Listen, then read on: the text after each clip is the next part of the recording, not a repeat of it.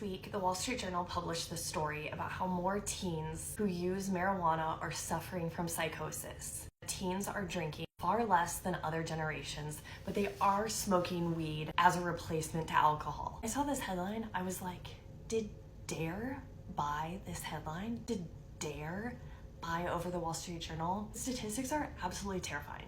Rates of marijuana-induced psychosis are up 50%.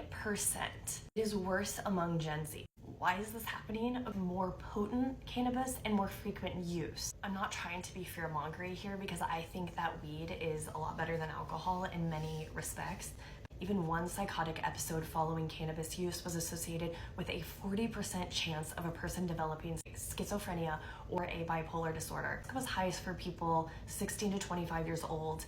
I'm not a doctor, but I think there's something to the fact that these 16 to 25-year-old brains are not fully formed. So when you introduce these substances, like, yes, you're gonna be more susceptible to psychosis. It still makes me a little nervous as someone in my mid-30s.